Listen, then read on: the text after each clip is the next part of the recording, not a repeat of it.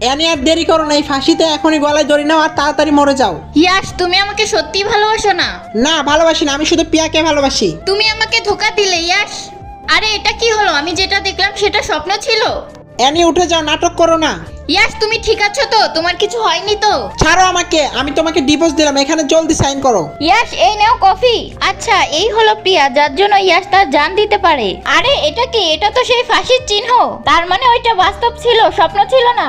Any তোমাকে আজকে signature করতেই হবে। কি বলতেছে এসব মনে মনে? কিছু না জানো, টেনশন ফ্রি থাকো। এই নাও এনি, গরম গরম চা খাও, আমি তোমার জন্য স্পেশালি বানিয়েছি। আমি ওকে ভালো করে চিনি, ও মনে হয় এটাতে বিষ মিশিয়ে এনেছে, এটা খাওয়া যাবে না। না না প্রিয়া, এটা আমি খাবো না, তুমি এটা নিয়ে যাও। আরে খাও না। আরে ও চা খাচ্ছে না কারো, ও তো চা খায়, এখন কি হলো? আরে আরে এনি, তুমি এটা কি করছো? দেখো ইয়াশ, ও ইচ্ছা করে আমার হাত পুড়িয়ে দিতে চেয়েছিল।